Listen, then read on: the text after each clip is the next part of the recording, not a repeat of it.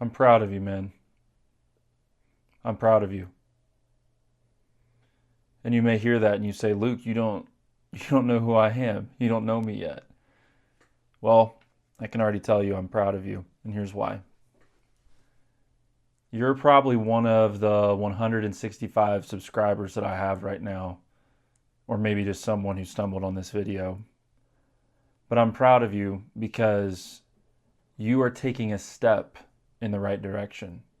You are taking a step in the direction of self improvement from a biblically grounded perspective. You're not doom scrolling. You're watching something that's long form. You're watching something that's going to take up a little bit more of your attention span.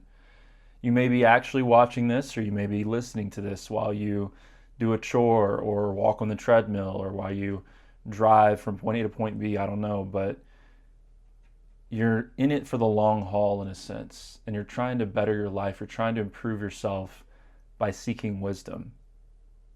And that's all I need to know that I'm proud of you.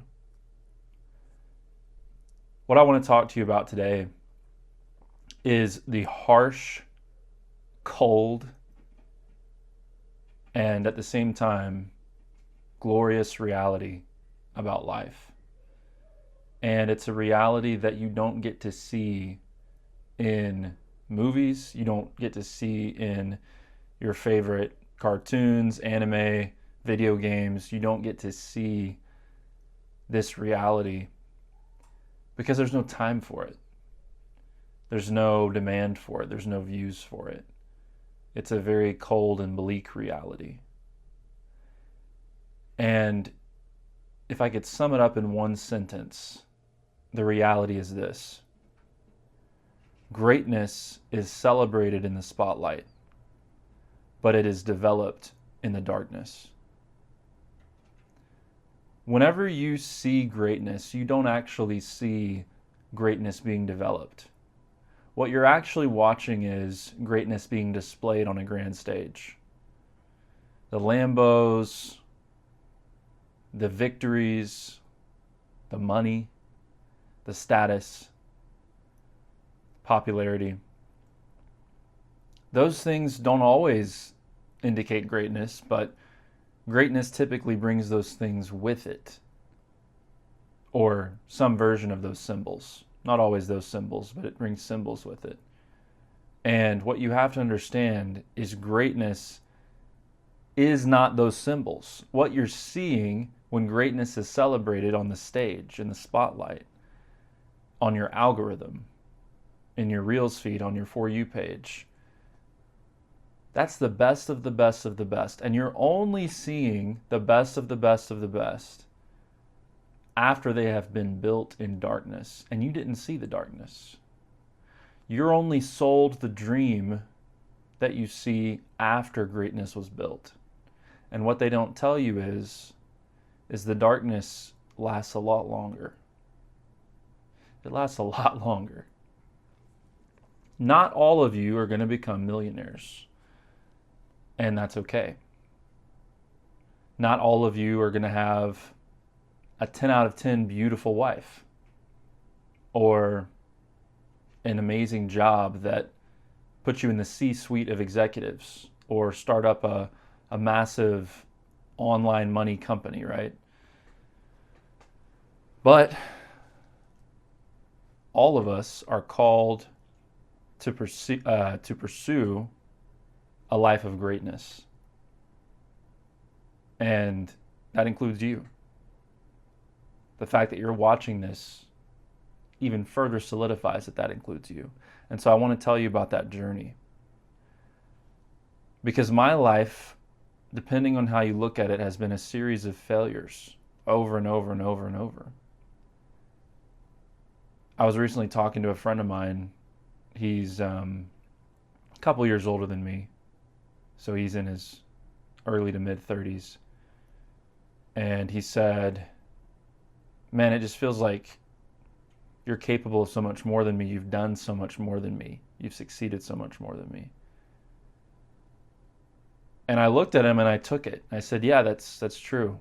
But I've also failed a lot more than you have."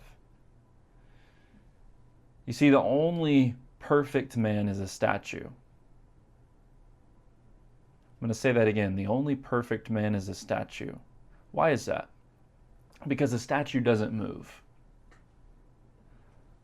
A lot of us, especially in the Christian world, we don't want to make mistakes. We don't want to make moves. And so we spend our time trying to avoid making mistakes. We spend our time trying to avoid sinning. And that's good. I don't want any of you sinning and making mistakes all the time. That's not what I want. But again, the only way to be perfect is to be a statue, because a statue doesn't move. A statue can't mess up if he doesn't move. But you're called to be more than a statue. Thus, there's a bit of a paradox there. Because you're called to avoid sin, but you're also called to do things. You're called to move. And here's the bad news, brother. You're going to mess up either way. People are going to hate you either way. You're going to fail either way. You're going to fall short either way. You're going to have regret either way, no matter what you do. Ask any man twice your age, and he'll tell you the same. You're going to have regrets. But what kind of regrets will you have? Some of you, statistically, even with just 150 or so subscribers, some of you watching this will reach your deathbed and you will regret not reaching your potential. You will look back on your life and you will say, I could have done more. I could have been more. Does that not scare you? When you look back on your life, I don't want you to say that. But here's the truth about the other way. Because there's a reason that most men, especially in the modern West, the United States, Canada, Western Europe, there's a reason that most men live lives of quiet desperation and they fail to reach their potential. And that's because they don't want to go through the darkness. They want to skip straight to the greatness.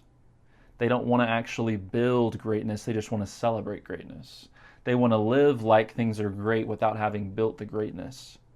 And again, in movies, in TV shows, in animes, in video games, in books, you don't see greatness being built because it takes too long. It takes too long. You can't, you have scenes of training and they kind of speed them up and they show a time lapse, but you don't see the whole story of greatness. You can't feel it. Again, this is not about finding the baddest chick you can find. This is not about making as much money as you can, although for some of you, you will. This is about your unique pursuit of greatness. For all of you, it involves character. For all of you, it involves godliness. And for all of you, it involves some blend of specific skills and abilities and accomplishments that God has set in place for you to pursue. And there's different levels of potential that you're going to be able to actualize. And a lot of it depends on how He designed you. And a lot of it depends on what you do with how He designed you. Think about the parable of the talents. He gave servants different levels of talents, different amounts of talents. And God makes everybody a certain way. You're born into a certain family. You have a certain deck of cards that you're dealt, or a certain hand that you're dealt. But a lot of us underestimate what we can do with it. A lot of people have done a lot better than me with a lot less. And the same goes for you. So let me tell you about the path of greatness, because it's one that I aim to pursue and that I have pursued. Like I said, my life has been a series of failures. Failed businesses, a failed marriage, exiting my career before it really flourished as much as it could have.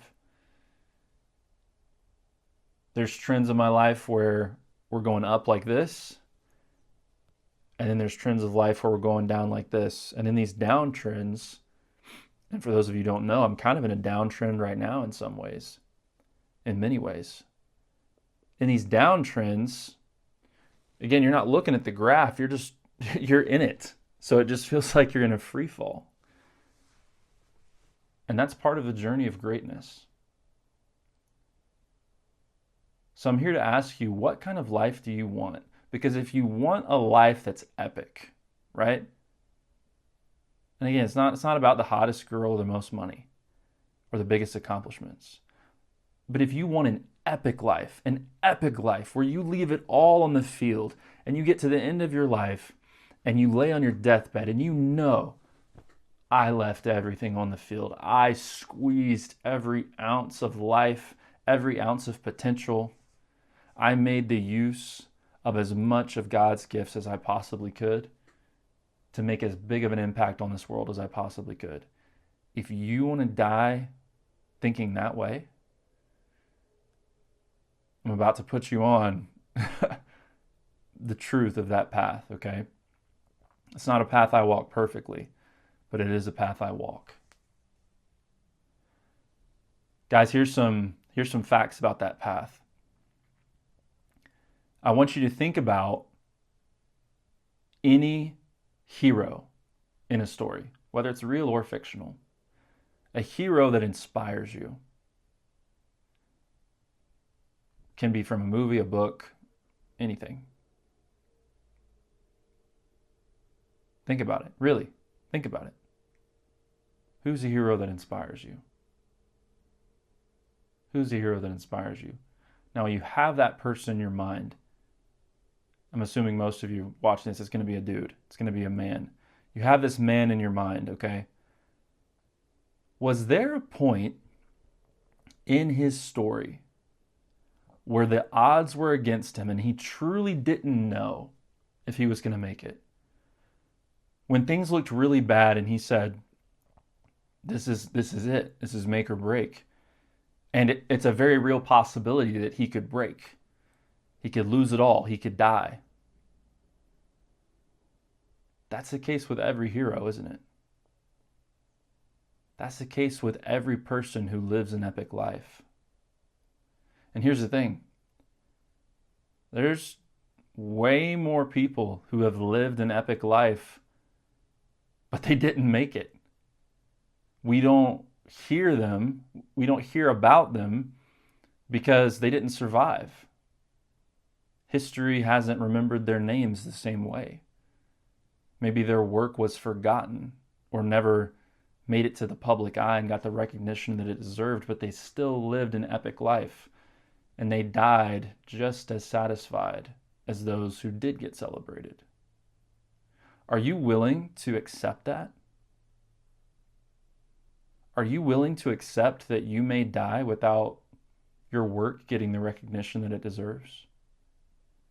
Are you willing to accept that you may walk a lonely road and that the only reward you get will be what you get after you die? And the fulfillment of knowing that you gave it your all. Are you content with that? Are you okay with the words, "Well done, my good and faithful servant"? Are you okay with those words being enough for you? Because if you want an epic life, you're going to have to go through a phase, multiple phases. Speaking from experience, you have to go through multiple phases, multiple seasons, where the villain is standing over you and you have been downcast, defeated. You're in a place of despair and you don't know if you can keep going. And you're barely putting one foot in front of the other and nobody's cheering for you. And nobody knows the struggle that's inside and the weight you carry. And here's the thing, the rest of the movie's not written yet. You don't see how it ends up. You're not sitting on the couch eating your popcorn knowing that the movie's still got 20 minutes left and it's going to turn out all right. That's not the case. You're in it. See? You're in it. And these feelings and this doom is eating you alive. See, that is the path of greatness. Again, think about your heroes. They don't get to be heroes and not go through that. I remember since I was a kid, I prayed for an epic life. And God gave it to me. but it comes at a cost.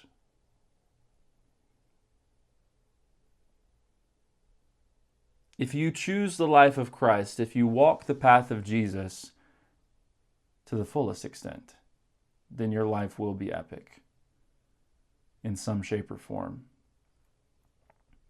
It will be either through trials you walk into or fall into, or enemies that you are attacked by. But your life will be epic if you pursue the path of growth. But I am warning you, it will take you into the depths of hell. And you must count the cost. And you must buckle up and get ready for this ride. The reason I'm telling you all this is because there's a few of you that need to be encouraged, and there's a few of you that need to get slapped in the face in the nicest way possible, because you think that you're one of God's toughest soldiers. But the truth is you're not anywhere close to reaching your potential.